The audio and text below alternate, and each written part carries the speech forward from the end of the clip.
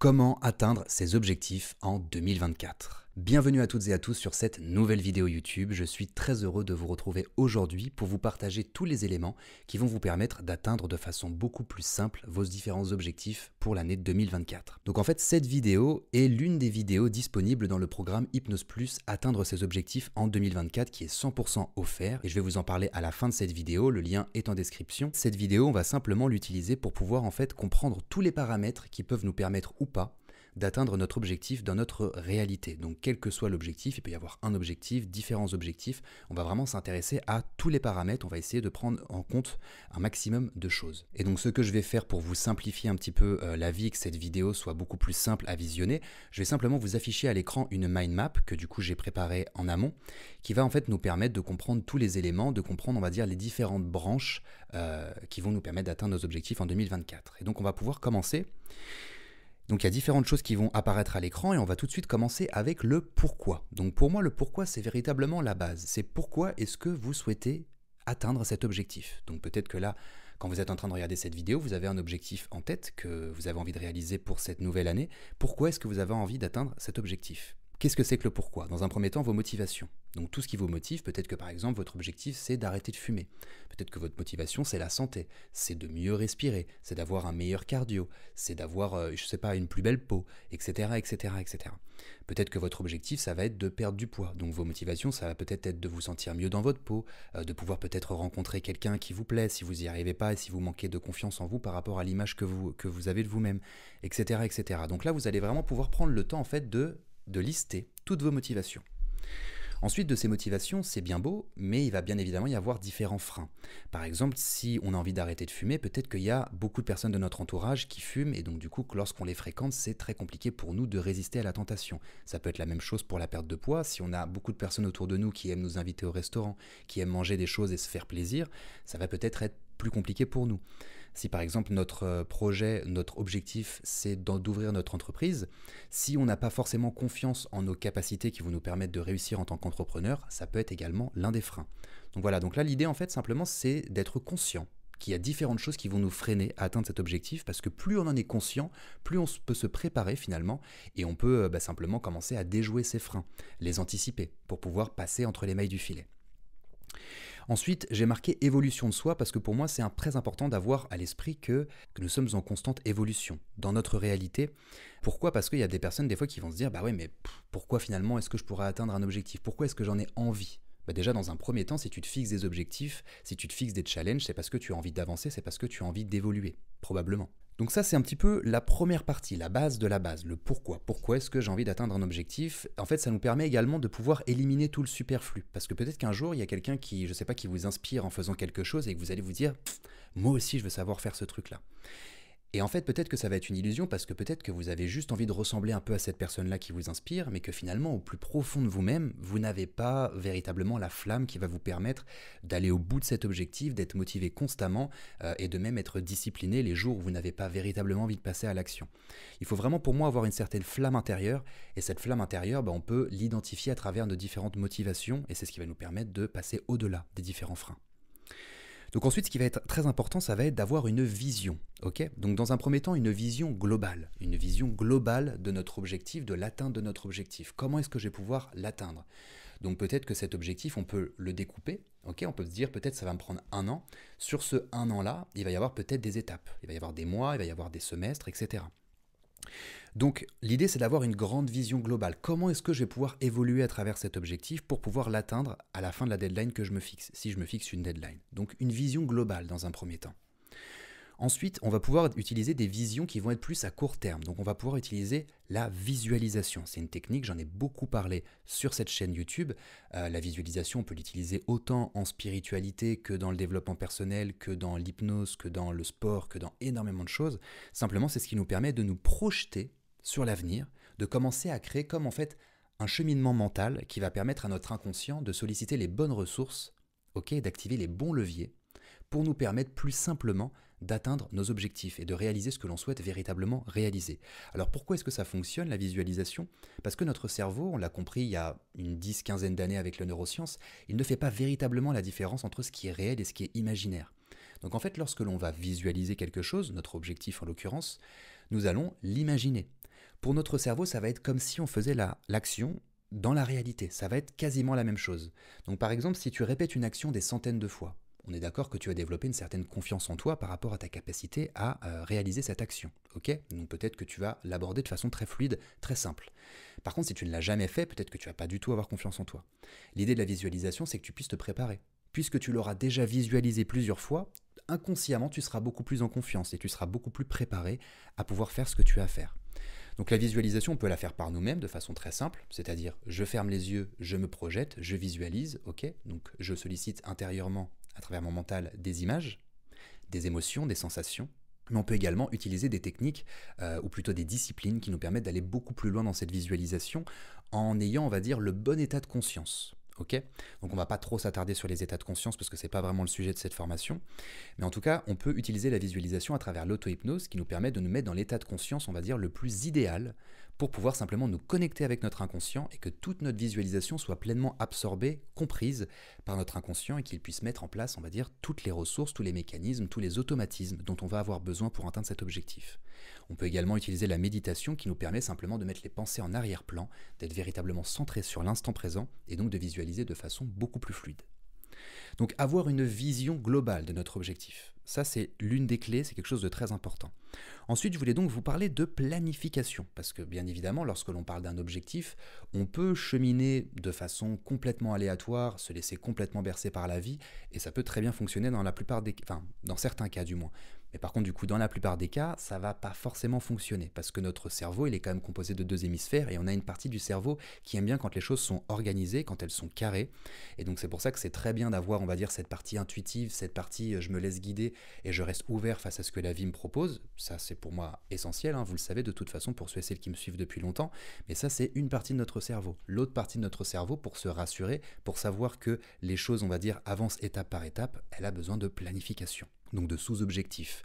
Donc déjà, en planifiant, on va prioriser, ok? Et pour prioriser, on va différencier l'urgent de l'important. Il va être bien évidemment beaucoup plus important donc de faire dans un premier temps ce qui est urgent et dans un second temps faire ce qui est important. Donc lorsque l'on va planifier les choses, on va d'abord se concentrer là-dessus. Qu'est-ce qui est urgent? Qu'est-ce que je dois faire dans un premier temps? Qu'est-ce qui est juste important et que je vais faire peut-être dans un second temps? Donc l'urgent, ça va être le court terme, l'important, ça va être le moyen terme généralement. Ensuite, on va donc pouvoir segmenter. Qu'est-ce que j'entends par segmenter? Par exemple, si je prends mon objectif sur un an, je me dis voilà, je sais pas, ça peut être n'importe quoi, ça peut être, je vais vous dire n'importe quoi, ça va être je veux courir le 400 mètres en moins d'une minute. Mettons, c'est mon objectif, j'ai mes raisons, j'ai mes motivations et ça me regarde.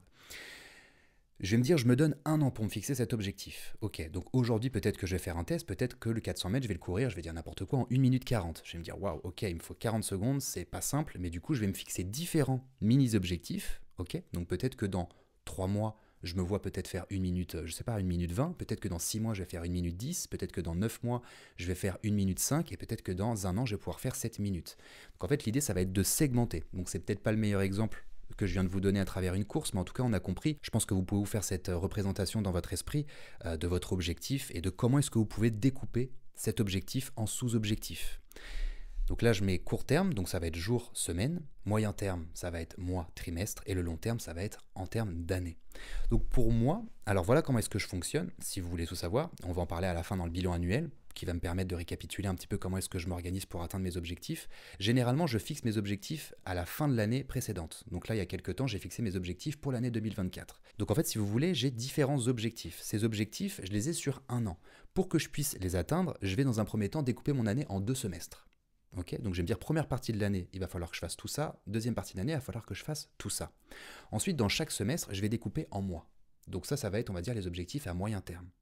Et ensuite, chaque mois, je vais donc pouvoir planifier ma semaine et je vais donc pouvoir planifier mes journées. Okay, chaque dimanche soir, je planifie ma semaine suivante, tout simplement. Et donc chaque jour, en fait, quand je me réveille et que je commence à faire mon activité ou quand je commence à vouloir me rapprocher de mon objectif, parce qu'il n'est pas forcément professionnel, hein, l'objectif il peut être tout autre, en fait simplement je vais regarder ce que j'ai planifié le dimanche soir pour toute la semaine. Et puis le dimanche d'après, je vais recommencer. À la fin de chaque mois, je vais me concentrer sur tout ce que je dois atteindre le mois suivant. Et en fait, comme ça, si vous voulez, je fais des petits pas, en fait. Je fais des petits objectifs conscients, concrets, de jour en jour, qui me rapprochent de mon gros objectif à l'année. Et en plus de ça, ce qui est très intéressant, c'est que quand vous atteignez des petits objectifs, ça vous permet de gagner en confiance en vous, ça vous permet de mieux vous sentir intérieurement, parce que vous allez vous dire, bah voilà, je m'étais fixé tout ça comme objectif, j'ai réussi à les atteindre, et en fait c'est hyper encourageant pour la suite. Donc en fait pour moi c'est beaucoup plus simple de segmenter tout simplement son gros objectif en sous-objectifs qui nous permettent de nous rapprocher petit à petit, de faire des petits pas, pour nous rapprocher donc de ce grand pas qui est notre objectif final. Donc ensuite, bien évidemment, c'est très intéressant de savoir pourquoi est-ce qu'on veut atteindre un objectif. C'est bien beau d'avoir une grande vision de notre objectif et d'avoir planifié tout ça, mais il va bien évidemment falloir passer à l'action. Donc, qu'est-ce qu'on va avoir dans l'action? On va avoir dans un premier temps les habitudes. Donc selon moi, il y a différentes choses que j'ai mis. Alors ça va fonctionner pour certaines personnes, pas pour d'autres. La routine matinale. Pour moi, c'est très important que tu aies la même façon d'agir presque tous les matins, finalement. Lancer sa journée de la façon la plus optimum. Alors moi j'ai changé plein de fois de routine matinale dans ma vie parce qu'à chaque fois j'essaye de faire, on va dire, ce qui me ressemble le plus, ce qui me permet de me sentir le plus épanoui. Il y a certaines années quand je me levais très tôt, j'étais très malheureux, je détestais ça. Aujourd'hui je préfère largement me lever très très tôt pour justement avoir une routine assez, on va dire, dynamique matinale. Comme ça généralement vers midi 13h, j'ai fini presque 80% de ma journée. Et donc ensuite je me sens beaucoup mieux pour le reste de ma journée et pour mon quotidien en règle générale. En tout cas, avoir des habitudes, ça nous permet finalement inconsciemment d'avoir des repères. Notre cerveau, il déteste le vide, et notre inconscient, pour pouvoir avancer, pour pouvoir automatiser nos actions, il a besoin de repères. Parce que pour ceux et celles qui ne le savent pas, notre inconscient, c'est tout ce qui n'est pas conscient. Donc il représente plus de 90% de notre réalité. C'est un petit peu toutes les habitudes qu'on va avoir, tous les comportements automatiques, toute notre façon d'aborder nos émotions, nos pensées inconscientes, etc. Donc il y a plein de choses qui se passent inconsciemment, qu'on ne maîtrise absolument pas, encore sur lesquelles on peut agir en hypnose, mais là, c'est pas vraiment le sujet. Ce qu'il faut comprendre, voilà, c'est que nous avons un inconscient et que du coup, cet inconscient, pour le mettre dans les meilleures dispositions pour que automatiquement il génère le plus de résultats, qu'il soit dans la meilleure dynamique possible, eh bien, il faut qu'on puisse lui donner des repères. Et donc pour ça, c'est très important d'avoir des habitudes. Donc routine matinale, pour moi, c'est une des bases. Et ensuite d'avoir bien évidemment une bonne santé mentale et une bonne santé physique. Alors là, j'ai pas mis de sous-choses, enfin du moins j'ai pas ouvert d'autres branches par rapport à ça, mais santé mentale, on a bien compris que c'est se mettre dans les meilleures dispositions pour être en bonne santé mentale. Donc c'est éviter tout ce qui va être alcool, tout ce qui va être drogue, tout ce qui va être très mauvaise hygiène de vie, tout ce qui va être, on va dire, influence négative, absorption de suggestions qui ne nous font pas du bien. Par exemple, regarder des films ou des séries ou encore jouer à des jeux vidéo qui ne nous font pas du bien en profondeur. Donc ça, c'est à chacun d'évaluer tout ça. Donc avoir une bonne hygiène mentale dans un premier temps, enfin dans un premier temps, dans un second temps, peu importe, une bonne hygiène mentale et une bonne hygiène physique. Donc hygiène physique, ça va être le fait d'avoir une activité physique régulière. Et même ça, c'est très bon pour notre santé mentale, soit dit en passant, parce qu'on sécrète des endorphines, on sécrète plein de bonnes choses pour notre esprit, de la dopamine et tout ça. Donc une activité physique régulière, avoir une alimentation saine et surtout, avoir un sommeil de qualité. Dormir aux bonnes heures et dormir de façon qualitative. Pouvoir véritablement avoir un sommeil réparateur, c'est ce qui va nous permettre de nous projeter beaucoup plus simplement sur notre avenir, sur nos journées du lendemain, d'être beaucoup plus lucide par rapport aux choses qu'on sait faire, aux choses qu'on ne sait pas faire, aux choses qu'on doit apprendre, aux choses qu'on doit mettre en place, etc., etc. Donc avoir de bonnes habitudes pour sa santé, dans sa globalité. Ensuite, il va falloir être productif. Alors, soit dit en passant, vous allez remarquer que sur certains mots, j'ai mis une petite astérix. Si j'ai mis une petite astérix, c'est parce qu'en fait, il y a une formation que j'ai déjà créée qui est consacrée complètement à ce sujet-là. Par exemple, j'ai fait une formation sur la motivation, j'ai fait une formation sur la productivité, j'ai fait une formation sur la mémoire. Donc c'est pour ça que le apprendre, il y a également cette petite astérix. Donc voilà. Donc si ça vous intéresse, vous pouvez directement aller voir sur mon site internet et vous allez pouvoir étudier toutes ces formations. Donc productivité. Donc pour être productif, pour moi la base de la base, c'est d'être passionné, c'est d'incarner véritablement notre projet en fait. On ne peut pas être productif dans quelque chose, enfin si on peut, si on a une grosse autorité ou bref, on peut réussir à être productif dans différents domaines si on n'est pas passionné, mais pour moi globalement si on veut être épanoui et productif, il faut être passionné, il n'y a pas le choix. Donc pour être passionné, il faut incarner ce projet, il faut sentir généralement que en fait c'est le projet qui nous possède et pas l'inverse. Je ne sais pas si ça va vous parler. Moi, la plupart du temps, lorsque j'étais presque obsessionnel, quand je voulais absolument atteindre mes objectifs, quand j'avais certains projets, j'étais tellement passionné, et encore aujourd'hui, avec mon activité professionnelle, qu'en fait, j'ai l'impression que ce n'est pas moi qui ai l'objectif, c'est que c'est l'objectif qui agit à travers moi, finalement. C'est comme s'il y a quelque chose qui devait être réalisé et que j'ai tellement envie de le faire qu'en fait, l'objectif, finalement, il me possède. Alors, ce n'est pas que mon cas pour moi, hein, ça va être le cas pour énormément d'entrepreneurs, ça va être le cas pour des artistes, ça va être le cas pour des sportifs, ça va être voilà pour toutes ces disciplines-là. Mais incarner le projet, véritablement, c'est ce qui va vous permettre en fait d'être le propre moteur, ok. Et la passion, selon moi, en fait, c'est comme l'essence que tu mets dans le moteur. Si tu n'es pas passionné, il y a forcément un moment donné, tu vas te lever un matin et tu vas te dire, mais pourquoi est-ce que je fais ça? Ça m'intéresse pas, en fait, ça m'aide pas, j'ai pas envie de continuer à le faire. Et donc du coup, tu vas trouver des fausses excuses et donc du coup, tu vas arrêter, tu vas pas atteindre ton objectif. Donc il faut véritablement avoir une passion, ok, être véritablement passionné. Et même ça, on aurait pu le mettre dans le pourquoi tout au début. Donc ensuite, pour être productif, c'est bien beau d'être passionné, mais il faut bien évidemment consacrer du temps. Si je ne consacre pas du tout de temps à ce que je veux atteindre, je n'y arriverai pas. Et donc pour moi, le temps, ça va également avec la régularité. Je trouve que c'est beaucoup plus productif de passer la même durée de temps sur une action, peut-être tous les jours, même si on passe pas beaucoup de temps, plutôt que passer, je ne sais pas, 7 ou 8 heures sur une journée et ensuite ne plus tout s'intéresser à cet objectif ou à ce projet pendant un mois, par exemple. Moi, j'ai eu des phases comme ça sur des objectifs. Au début, j'étais à fond dedans, je passais des heures, et puis pouf, j'y repensais pas du tout pendant quelques semaines. Et quand je revenais dessus, je me disais, mais attends, mais c'est fou, j'ai complètement laissé tomber le truc. Pour être vraiment dans cette dynamique, encore une fois, il faut prendre des habitudes. Et peu importe l'objectif que vous avez pour cette nouvelle année 2024 ou les objectifs, il est nécessaire de pouvoir y passer du temps évidemment, mais il est encore plus important d'être régulier. Donc peut-être passer 1 heure par jour, 2 heures par jour, 3 heures par jour en fonction de l'importance de votre objectif. Pour moi, c'est beaucoup mieux de passer 1 heure par jour tous les jours sur un domaine précis, plutôt voilà que de passer beaucoup de temps en une journée pour ne plus revenir dessus plus tard. Et puis en plus, on risque de s'épuiser et de ne plus avoir envie. Par exemple, si j'ai envie de me perfectionner au piano, parce que du coup j'ai mon petit piano sur le côté et que là je suis en train de reprendre fortement, justement ce que je fais c'est que je joue 1 heure de piano par jour.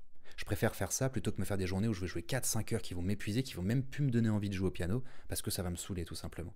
Au moins quand je joue 1 heure par jour, bah, je m'aperçois que de semaine en semaine je progresse, de mois en mois je progresse encore plus, et d'année en année je vais encore plus progresser. Donc la régularité, très importante. Ensuite, bien évidemment, la concentration, parce qu'il faut qu'on puisse prêter de l'attention à ce qu'on fait. Si on consacre du temps à quelque chose, mais qu'on n'est pas du tout attentif et qu'on est en train de penser à toute autre chose, eh ben, on ne va pas du tout être productif, on ne va pas du tout être efficace. Donc pour être pleinement concentré, il faut prêter notre attention à 100% sur ce que nous sommes en train de faire. Okay, et pour ça, il faut qu'on puisse couper les distractions. Aujourd'hui, il y a tellement de choses qui sont là pour nous distraire, qui à la base sont des choses qui sont faites voilà, bah, simplement pour nous faire du bien, pour nous faire oublier un petit peu notre quotidien. Mais malheureusement, notre cerveau, on l'a presque entraîné au fur et à mesure du temps, notamment avec les réseaux sociaux, notamment avec les vidéos, on va dire, très courtes. J'en ai parlé d'ailleurs sur ma vidéo sur la concentration, qui sont presque faites pour nous bousiller le cerveau et qui nous empêchent d'être pleinement concentrés et surtout de faire tenir cette concentration sur une longue durée. Donc lorsque vous allez vouloir vous plonger pleinement et être productif dans votre projet, l'idée c'est que vous puissiez couper les distractions. Moi quand je me mets dans ma séance de deep work, donc ça veut dire quand je me mets profondément dans une longue session de travail, donc que je fais généralement le matin, mon téléphone il est en mode avion. Il n'y a pas un seul bruit, ok, dans mon bureau, donc là où est-ce que je suis, pour être pleinement focalisé sur ce que j'ai à faire. Et en plus, ça me permet quoi? Ça me permet que quand j'arrive au bureau, même si des fois j'ai pas trop envie, je suis pas motivé, j'ai envie de faire d'autres choses, vu que automatiquement j'ai pris l'habitude de mettre en mode avion et de tout couper, bah en fait, des fois je vais me dire, ok, si je veux ne rien faire, alors je fais rien. Sauf que ne rien faire, généralement, une fois que tu as fait ta méditation qui dure peut-être une dizaine de minutes ou plus, bah tu te dis, bon, j'ai envie de faire quelque chose parce que là, je suis en train de m'ennuyer. Donc pour combler l'ennui, tu vas préférer travailler sur ton projet plutôt que ne rien faire. Par contre, c'est sûr que si tu as ton téléphone à portée de main, que tu as tous les réseaux sociaux, tu vas avoir envie de regarder des vidéos, des trucs, et des trucs qui ne te servent pas forcément à grand-chose, qui ne t'aident pas forcément à atteindre tes objectifs. Donc couper les distractions et donc la méditation, donc j'en ai parlé un tout petit peu, selon moi c'est très bien parce qu'elle nous permet simplement de nous apaiser mentalement. Elle nous permet de pouvoir éloigner nos pensées quotidiennes, tout ce brouhaha mental qui peut être là constamment et qui nous empêche du coup d'être pleinement attentif, d'être pleinement concentré. Donc plus on va prendre cette habitude également de méditer, chaque jour, peut-être juste quelques minutes, ça va nous permettre en fait de nous mettre dans une dynamique beaucoup plus apaisante. On va se sentir beaucoup plus en paix, on aura laissé nos pensées de côté, on se sera pleinement, on va dire, réaligné à nous-mêmes, à nos objectifs, à nos intentions, à nos motivations. On va aligner tout ce que l'on a besoin d'aligner pour être pleinement productif par la suite. On va simplement en fait faire un grand exercice mental qui va être simplement bénéfique pour toute notre journée. Donc la méditation. Ensuite, selon moi, apprendre. Donc pourquoi est-ce que j'ai mis apprendre? Parce qu'il est toujours très important de rester dans une démarche d'évolution constante. Lorsque l'on n'apprend plus, on a la sensation très souvent de stagner. Peut-être pas consciemment, c'est parfois inconsciemment, on a l'impression que tout va bien, mais lorsque l'on ne s'autorise pas à apprendre de nouvelles choses quotidiennement, ou alors de façon hebdomadaire ou mensuelle, peu importe, il y a une partie de nous finalement qui commence un petit peu à s'effriter, à s'estomper. Et donc pour moi, c'est très important d'être dans une dynamique d'apprentissage constant. Ça nous permet également de développer notre vision, parce que forcément, quand on apprend des nouvelles choses, on se dit tiens, j'avais pas forcément pensé à cette chose-là. Ces choses-là, on peut les inclure dans notre projet. Donc d'où l'importance du coup d'apprendre quotidiennement pour pouvoir, on va dire, mettre à jour notre projet pour qu'il nous ressemble davantage, qu'on ait toutes les informations nécessaires à l'atteinte de nos objectifs. Mais également, ça nous permet d'être ouvert d'esprit. Parce que lorsqu'on apprend des nouvelles informations, en fait, on n'a plus forcément la même vision qu'on pouvait avoir au départ. Par exemple, si là, au début d'année, je me dis, voilà, mon objectif, c'est ça, j'ai ma vision, j'ai mon pourquoi, j'ai tout ce que je veux, au fur et à mesure, quand je vais apprendre des choses, notamment, par exemple, lorsque je vais passer à l'action, je vais apprendre des choses, peut-être que je vais avoir des échecs, peut-être il va se passer plein de choses.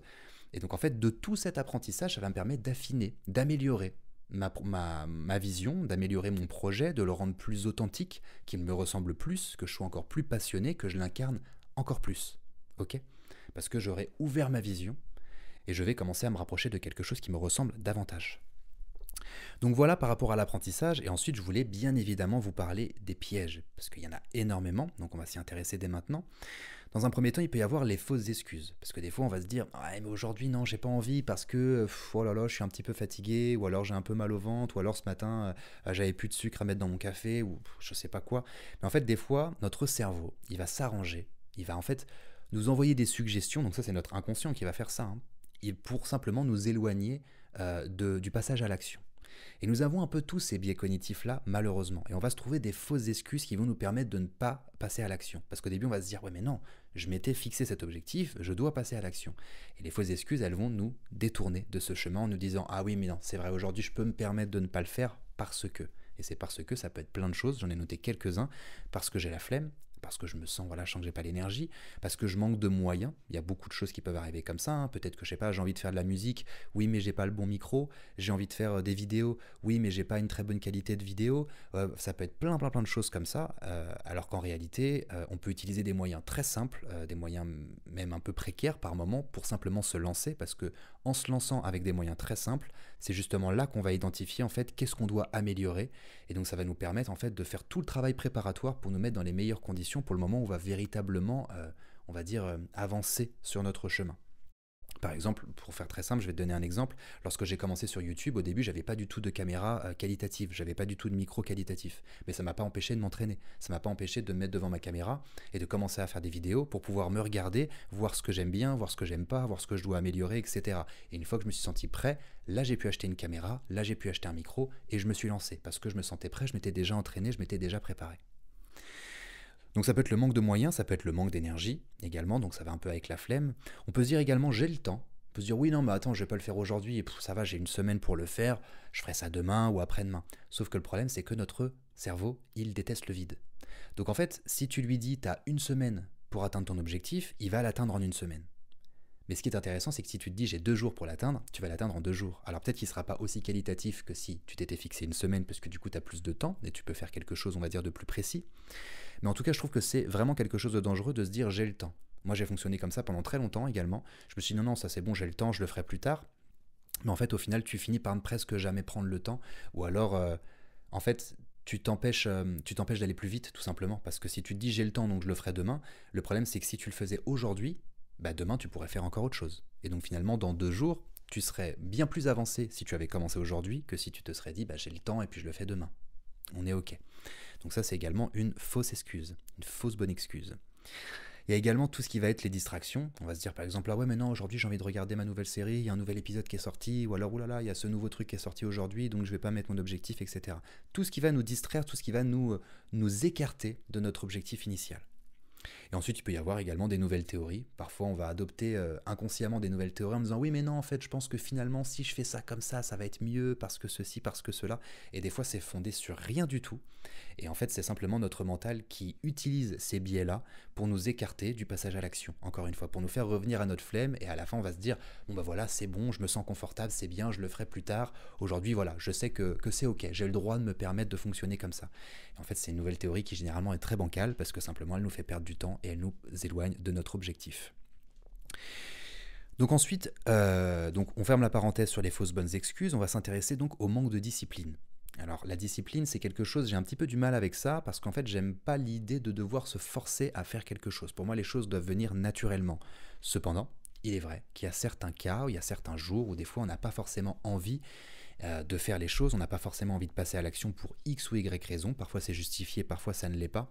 Mais en tout cas, quoi qu'il arrive, je pense que c'est important d'avoir une discipline de béton. C'est pour ça que le pourquoi dont je vous ai parlé au départ, il est vraiment extrêmement important parce que c'est ce qui va vous permettre d'être discipliné. Même les jours où vous allez vous dire j'ai pas envie, aujourd'hui je me sens fatigué, tout ce que vous voulez, ben en fait, si vous avez cette discipline, si vous pouvez vous raccrocher tout de suite au pourquoi est-ce que vous devez faire les choses, et bien là ça va être beaucoup plus simple de passer à l'action et donc d'être autodiscipliné. Et ensuite, du coup, bah, les pièges, ça peut être également de ne pas savoir se relever. Donc là, j'ai marqué savoir se relever, mais ça va plus être finalement de tomber et de se dire, voilà, c'est bon, j'ai pas envie, et j'ai pas envie d'aller plus loin. Donc il faut savoir se relever pour justement pouvoir pallier tous ces pièges. Savoir se relever, donc ça va nous permettre simplement d'affiner notre vision. Lorsque l'on a un échec, c'est un indicateur. Ça nous permet de comprendre que bah non, on n'a pas fait les choses de la bonne manière. Donc finalement, ça nous donne un feedback, ça nous donne un compte-rendu, ça nous permet de mieux aborder la chose pour la prochaine fois. Certes, on a utilisé du temps, on a utilisé de l'énergie, mais on a appris des choses, donc on a évolué. Le plus important, encore une fois, selon moi, c'est de se sentir évolué. Ok ? Donc ça va nous permettre d'affiner notre vision. Et chaque échec va donc être un apprentissage. Il y a beaucoup de personnes parfois qui n'osent pas réussir ou n'osent pas atteindre, enfin du moins cheminer vers leurs objectifs parce qu'ils ont peur d'échouer. Mais en fait, échouer, ça peut juste te permettre de donner, voilà, encore une fois, un feedback, un compte-rendu sur comment est-ce que tu as fait les choses, si ça a fonctionné ou pas. Et la plupart du temps, de toute façon, on apprend plus dans nos échecs que dans nos réussites. Et d'ailleurs, il y a une citation, il me semble que c'est une citation de Churchill qui dit que le succès, c'est de cheminer d'échec en échec sans jamais perdre son optimisme. Ça doit être quelque chose comme ça. Et je trouve que c'est très beau, finalement, parce que quand on a un objectif, quand on incarne pleinement notre objectif, peu importe les échecs qu'on va avoir, nous, notre idée, c'est d'atteindre notre objectif. Donc si on a des échecs, eh bien j'ai envie de dire, ça va nous permettre d'atteindre notre objectif, puisqu'on va regarder ce qu'on a mal fait, et donc on va pouvoir se mettre dans les meilleures dispositions pour réussir. Ensuite, donc, rester humble. Là, vous allez peut-être vous dire, mais pourquoi il me parle de rester humble? Parce qu'en fait, parfois, on peut tomber dans la vie, pour X ou Y raison, il peut se passer plein de choses, mais en fait, on peut commencer tout de même à rester humble. Parce que si, par exemple, je me dis, ok, je suis tombé, ça me plaît pas, forcément, je me sens pas bien, et donc du coup, j'abandonne tout. En fait, selon moi, on manque d'humilité. On manque d'humilité, dans un premier temps, face au monde, parce que déjà, dans un premier temps, nous ne sommes pas le centre du monde, donc c'est pas parce qu'on ne réussit pas à faire quelque chose que tout le monde se met en pause, hein. Le monde continue de tourner, la Terre continue de tourner autour du Soleil, il n'y a absolument rien qui change qu'on atteigne ou pas notre objectif, il faut savoir justement garder une certaine humilité.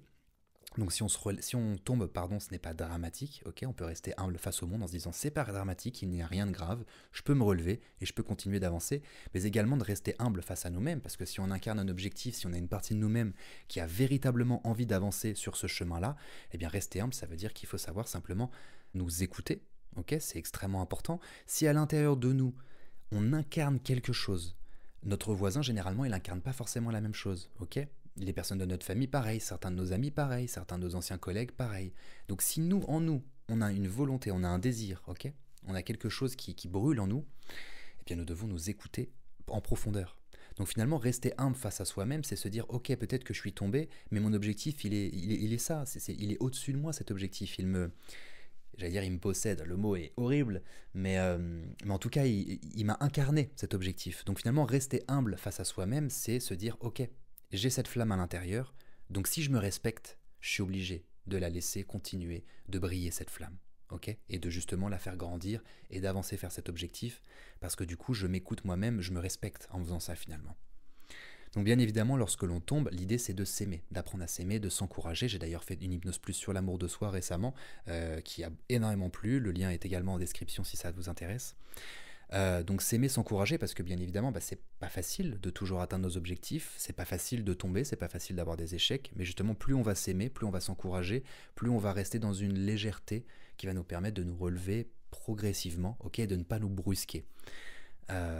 Parce que avant d'aller plus loin, donc c'est quelque chose sur lequel je voulais revenir, parce que c'est vrai que je vous ai parlé à différents moments, donc je vous ai parlé de productivité, je vous ai parlé du fait d'avoir une routine, donc d'être discipliné, de vous relever, que l'échec c'est un apprentissage, etc., etc.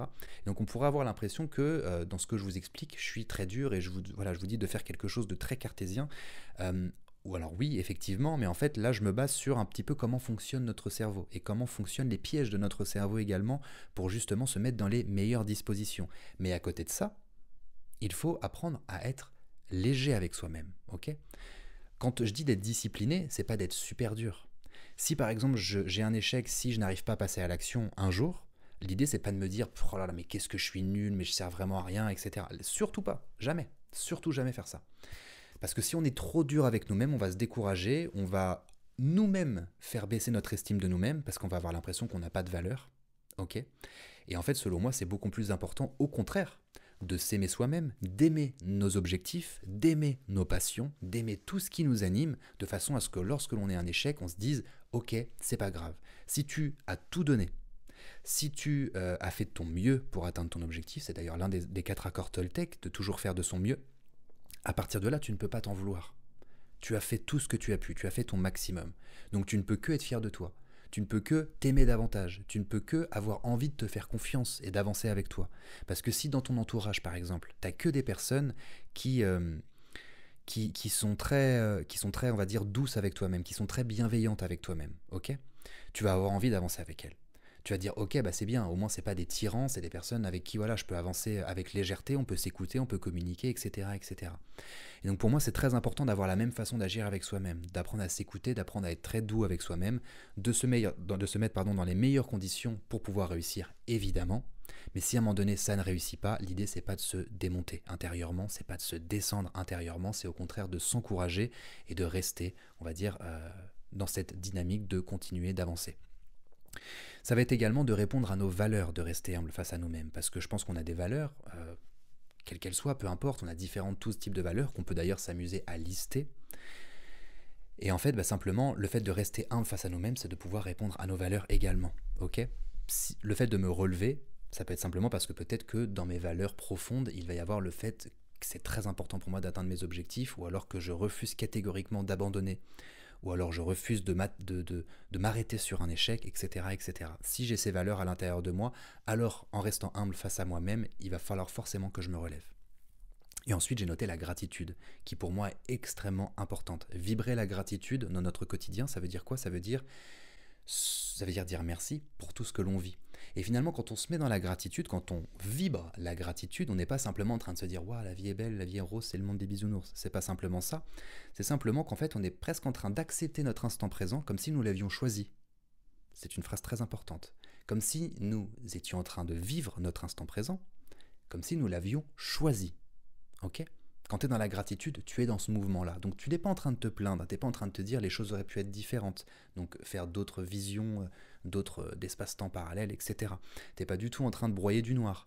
Tu es en train de remercier pour tout ce que tu as aujourd'hui. Et en te mettant dans ce mouvement-là, ta vibration, elle va automatiquement augmenter. Tu vas avoir plus d'énergie, tu vas avoir des pensées beaucoup plus positives, des émotions beaucoup plus agréables à vivre et des comportements qui vont être plus alignés à ces émotions et à ces pensées. Donc vibrer la gratitude, ça peut être pour n'importe quel type de chose. Ça peut être de la gratitude parce qu'aujourd'hui il fait beau. En plus, pour moi aujourd'hui il fait beau.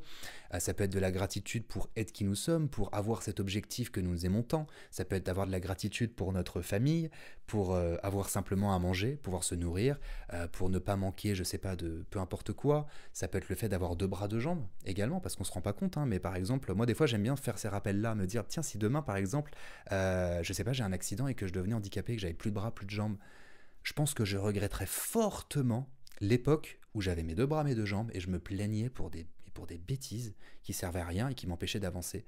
Alors que je pense que justement quand tu as des handicaps physiques ou même mentaux, tu te dis mais j'aimerais tellement moi ne pas avoir d'handicap. Ok, donc il faut savoir reconnaître tout ce que l'on a, il faut savoir dire merci pour tout ce que l'on a et je pense que justement c'est un super moteur pour pouvoir avancer.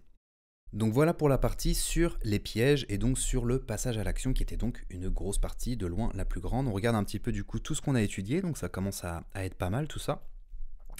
Et ensuite on va donc s'intéresser au bilan annuel. Alors c'est un petit peu quelque chose de parallèle dans cette formation, c'est pas quelque chose qui était obligatoire à traiter, mais selon moi c'est important parce que ça nous permet en fait d'être alignés sur les différents paramètres de la vie et de pouvoir véritablement se sentir évoluer d'année en année, et donc en fait avec les sous-objectifs qu'on va se fixer, d'avancer et d'évoluer donc de semestre en semestre, de trimestre en trimestre, de mois en mois, de jour en jour, de semaine en semaine, etc.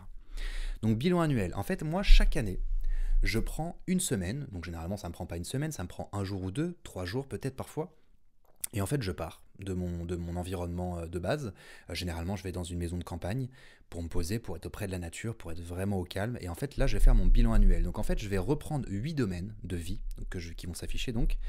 Donc les voici. Donc ces 8 domaines, c'est donc la relation à soi, l'amour, le travail, l'argent, la famille, les relations amicales, la santé et la créativité. Et en fait, dans chacun de ces domaines, je vais simplement reprendre les objectifs que je m'étais fixés l'année dernière. Je vais les étudier. Est-ce que je les ai atteints? Qu'est-ce que j'ai appris? Qu'est-ce que j'ai compris? Etc. Je vais prendre évidemment plein de notes. Et ensuite, je vais me projeter sur ce que je veux pour l'année suivante. Ok? Par rapport à ces 8 domaines. Parce que pour moi, ça constitue énormément de choses de la vie si on prend ces 8 domaines. On a l'amour, qui est quand même la vibration, l'émotion la plus importante, celle qui nous anime au quotidien. Donc ça peut être nos relations amoureuses, notre rapport à l'amour en règle générale. Donc pour moi, c'est quelque chose de très important. Notre rapport au travail, puisqu'on passe énormément de temps au travail, c'est ce qu'on fait d'ailleurs généralement le plus dans notre vie, c'est travailler. Donc il faut qu'on ait un travail sur lequel on se sente aligné, etc. On peut avoir différents objectifs professionnels. Ensuite, notre rapport à l'argent, qui est bien évidemment une ressource qui est très importante, voire nécessaire dans la société, dans le modèle en tout cas économique dans lequel nous vivons. Le rapport à la famille, le rapport à nos amis, donc les relations amicales, le rapport à notre santé, le rapport à notre créativité, qui peut être lié à nos passions, soit dit en passant, et je l'ai gardé pour la fin, notre relation à soi, que je vais mettre tout en bas, qui selon moi en fait est le plus important, parce que c'est véritablement comment est-ce qu'on s'observe soi-même, comment est-ce qu'on s'observe évoluer, comment est-ce qu'on se donne les moyens d'avancer sur le chemin de vie qui nous correspond. Ok ?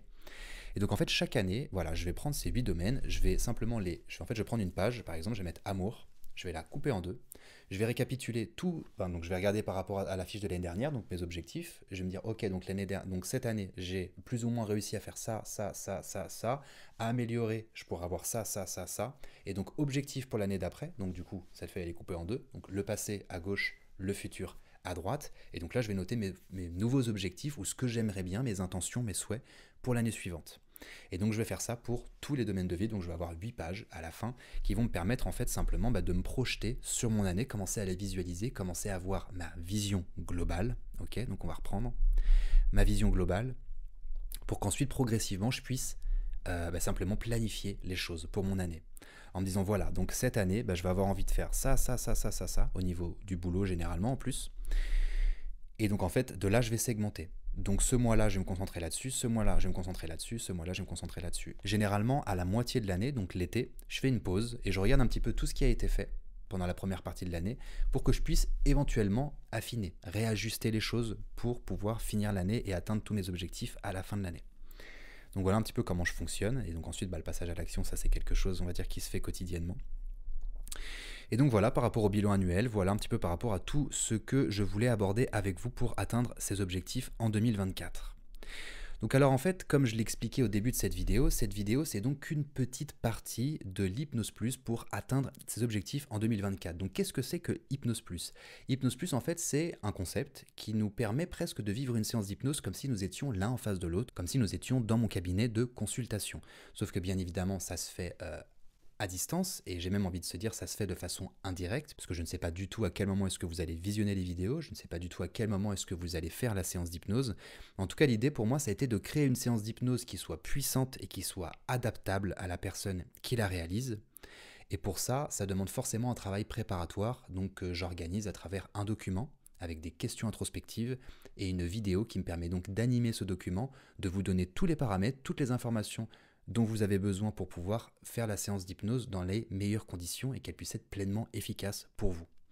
Donc en fait, dans cette Hypnose Plus, atteindre ses objectifs en 2024, qui est donc 100% gratuite, le lien est en description, tu vas donc retrouver le document de préparation, ok, la vidéo pour pouvoir te préparer à la séance d'hypnose et à l'Hypnose Plus en général, cette vidéo que tu visionnes donc sur YouTube qui est également disponible dans ce pack, dans ce programme en ligne, et donc la séance d'hypnose puissante qui est personnalisable et qui va donc te permettre, on va dire, de te mettre sur les rails de tes objectifs pour 2024, de garder ton focus, ok, et de te motiver, de te donner toute l'énergie dont tu as besoin pour pouvoir atteindre cet objectif en 2024. Donc sache également que je reste à ta disposition pour répondre à tes questions, que ce soit par mail ou que ce soit directement sur Podia, qui est donc ma plateforme de formation. Et puis voilà, écoute, j'ai hâte de pouvoir t'accompagner à atteindre tes objectifs en 2024, en espérant que tu as apprécié cette vidéo. Pense également donc à me faire ton retour dès maintenant si ça t'a plu, en tout cas si tu as appris des choses et si ça te motive à pouvoir atteindre tes objectifs en 2024. Pense à me faire tes retours dans l'espace commentaire, à liker la vidéo et à t'abonner si ce n'est pas déjà fait, parce que tout au long de cette année, je compte reprendre les vidéos YouTube, même si j'ai mis ça de côté pendant un bon moment. J'ai beaucoup de choses à vous proposer cette année, donc voilà, donc abonne-toi si ce n'est pas déjà fait, parce qu'il y a plein de choses qui vont arriver. Donc je te souhaite une excellente fin de journée, je te dis à très vite, prenons bien soin de nous et ciao.